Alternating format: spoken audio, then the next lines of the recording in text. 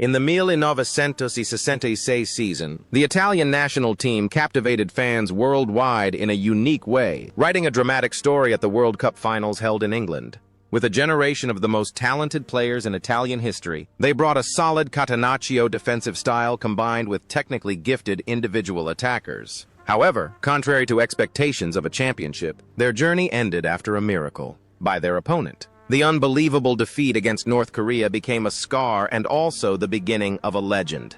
They returned home amidst a shower of tomatoes at the airport, but time has proven that this golden generation laid the groundwork for the Euro 1968 championship and the great meal, 1970 World Cup final.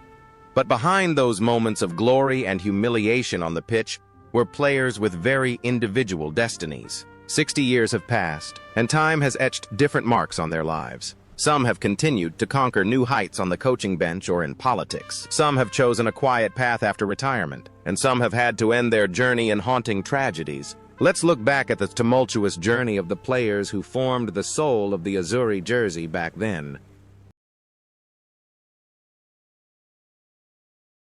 At the age of 22, Gianni Rivera was already a golden boy. A masterful artist on the pitch with a genius vision. He didn't run with his feet, but with the mind of an architect, able to see the gaps between defensive lines that ordinary people couldn't. Rivera's performances at that time, though constrained by strict tactical calculations, still exuded the grace of a genius who had strayed from the path. After the heartbreak of 1966, his career at AC Milan flourished brilliantly with the 1969 Ballon d'Or and the 1968 European Championship. Off the pitch, Rivera was an intellectual, sharp, and highly individualistic man. He wasn't content with just the glory of the football field but also ventured into fields requiring top-level management thinking.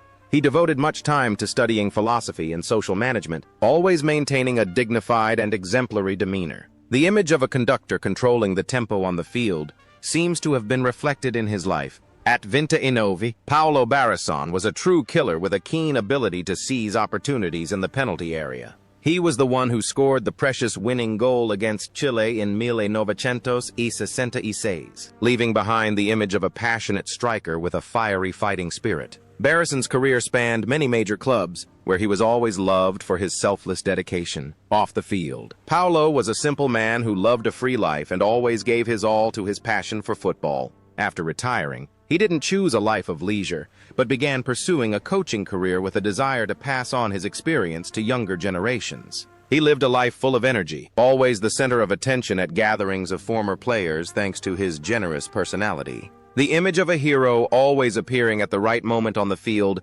seemed to reflect his relentless desire to contribute off the field. He will always be remembered as a man of action, a man of few words but many deeds. However, that promising and eventful journey came to a tragic and abrupt end. At 23, Giacinto Facchetti was a rock-solid yet graceful presence on the left flank. He redefined the concept of a fullback, not just a defender, but also a dangerous attacking force with his forward runs and goal-scoring prowess. With his ideal height and calm demeanor, he was called the gentleman of the pitch for his exceptionally noble playing style, rarely committing rough fouls. His career was a love song dedicated to Inter Milan, where he became a symbol of absolute loyalty. Off the pitch, Facchetti embodied integrity and morality. He lived an exemplary life, being a devoted husband and father, and always dedicated to social activities. After retiring from playing, he continued to contribute to football in management and later as president of Inter Milan, always fighting for clean and humane football. The image of a steadfast defender on the pitch seemed to have been reflected in his life, as he dedicated his entire life to protecting the spiritual values of the club and his family. At 23, Giovanni Lodetti was a tireless runner, the engine that energized Italy's midfield in 1966. With his dedicated playing style, he was willing to drop deep in defense and immediately surge forward to join the attack, becoming a pillar of support for artists like Rivera to shine. After the tournament, he became a legend of AC Milan with a vast collection of titles. Off the field, Lodetti was an incredibly cheerful, optimistic, and sincere person. His teammates called him Basletta because of his distinctive chin and his personality that always brought laughter to the dressing room. After retiring, he became a beloved football commentator, known for his witty, practical commentary and unwavering dedication to his profession. He lived a simple life, considering his family his greatest treasure, and actively participating in social activities in Milan. The image of a resilient warrior on the pitch seemed to permeate his life, helping him maintain optimism even during the most difficult periods of his health. He always lived by the philosophy, football is joy, and so should life. However, that meaningful journey, filled with laughter, has come to an end. On September 22, 2023, Giovanni Lodetti passed away at the age of 80. At 26, Enrico Albertosi was the reliable goalkeeper with a flamboyant yet incredibly solid playing style. He possessed the reflexes of a leopard and a fierce personality, ready to yell at the defense to maintain discipline. Albertosi was the perfect contrast to the usual calm demeanor of goalkeepers at the time. After the 1966 defeat, he flourished brilliantly, helping Cagliari win the historic Scudetto and playing a key role in Italy's run to the 1970 World Cup final. Off the field, Enrico was a lover of life, enjoying fun, excitement, and the thrill of speed. He lived a colorful life, playing at the highest level until the age of 40, a testament to his extraordinary physical strength. After retiring, he experienced ups and downs, including gambling scandals, but he rose again with great resilience, using the courage of a goalkeeper to confront past mistakes. He dedicated much of his time to charitable activities and sharing his experience with young goalkeepers.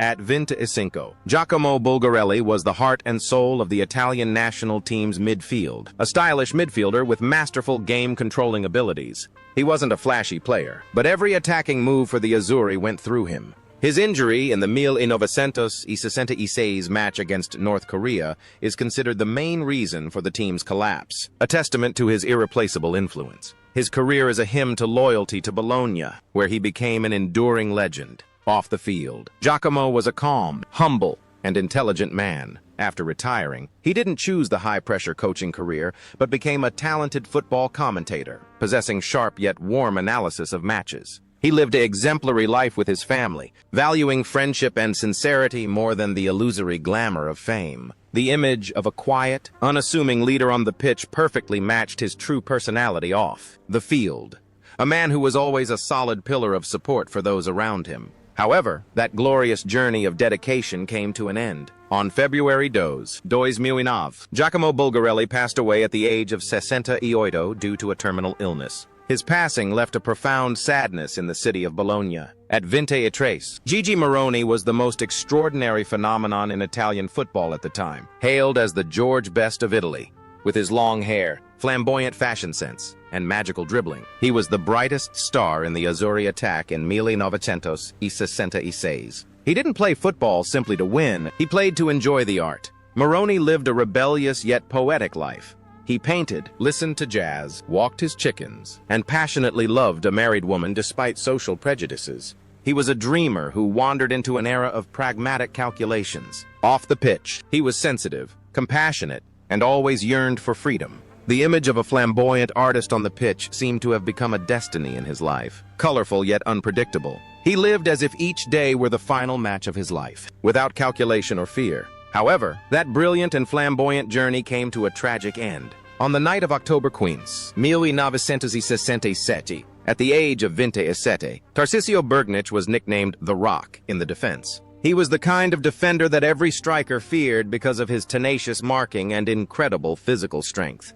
He was the one tasked with marking Pelé in the 1970 World Cup final, and the king of football's praise for him became his legacy. At the 1966 World Cup, he was Italy's most reliable defensive anchor. After the tournament, Bergnic continued to achieve countless successes with Inter Milan and won Euro 1968.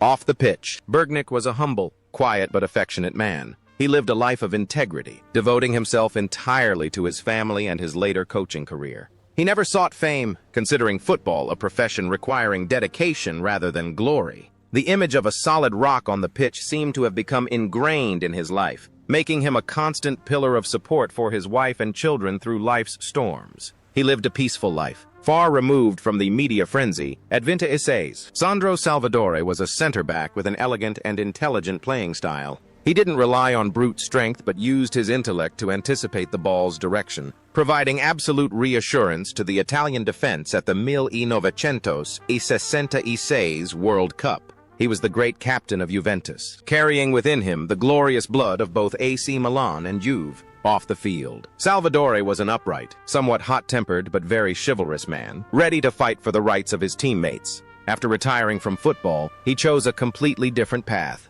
leaving the spotlight to return to nature, managing a large farm in the Piedmont region. He found happiness in tending his fields and raising livestock, seeing it as a liberation from the tremendous pressures of top-level football. It seems the image of a hero protecting the goal has become ingrained in his life in his later years, as he protects the tranquility of his soul from the noisy modern world. At the age of 22, Roberto Rossato was nicknamed the Angelic Face for his handsome, boyish looks, but on the pitch, he was an incredibly fierce and ruthless defender. At the 1966 World Cup, he shone as a young defensive star, unafraid to clash with any formidable striker. After the tournament, he became a mainstay of AC Milan during the club's golden age. Off the pitch, Rossato was a refined gentleman, living a virtuous life and dedicating much of his time to business and youth football development after retirement. He always maintained a composed and dignified demeanor, valuing privacy and enduring family values. The contrast between his angelic appearance and his steely resolve on the pitch created a unique allure. He lived a fulfilling life, respected as a true gentleman in the world of football. However, that glorious and beautiful journey came to a halt after a long battle with illness. On June 20, 2010, Roberto Rossato passed away at the age of 66 after a long fight against cancer. His legacy is not only his titles, but also a thought-provoking life story about resilience hidden behind a gentle exterior. At 23, Sandro Mazzola embodied great legacy and unwavering determination. Bearing the illustrious surname of his father, Valentino, a legend who perished in the Superga plane crash, Sandro played football as if to continue his father's unfinished legacy.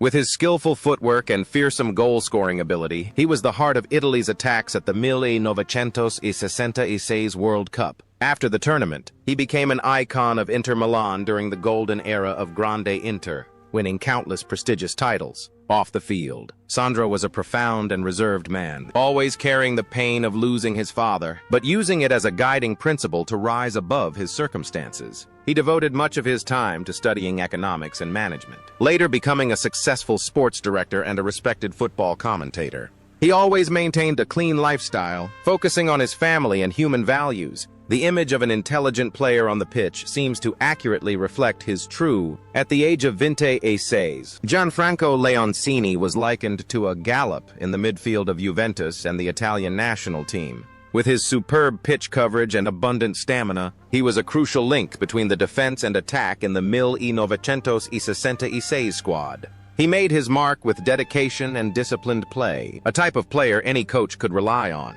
After the tournament, he continued to be an irreplaceable pillar of Juventus, helping the team win valuable Scudetto titles. Off the field, Leoncini was a family man, living a modest, private life, avoiding the glitz and glamour of the media. After retiring, he chose a quiet life in a peaceful countryside, dedicating time to personal hobbies and living harmoniously with the community. He always maintained a calm spirit, viewing football as a beautiful part of the past, but always cherishing the simple present. The image of a resilient warrior on the football field seemed to have become synonymous with his life, helping him live a stable and happy life. However, at the age of 28, Antonio Giuliano was the greatest icon of Napoli in the pre-Maradona era, a stylish midfielder with masterful playmaking abilities.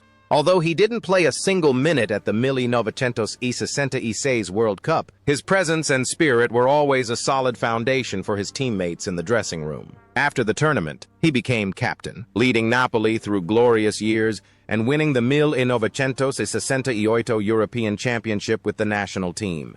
Off the field, Giuliano was a man of great intellect and dedication. After retiring, he became a brilliant sporting director for Napoli and played a major role in bringing Diego Maradona to Naples, forever changing the club's history. He lived a vibrant life, always fighting for the development of football in southern Italy, a region still facing many challenges. The image of an architect on the pitch became reflected in his life as he created historical miracles for his hometown club.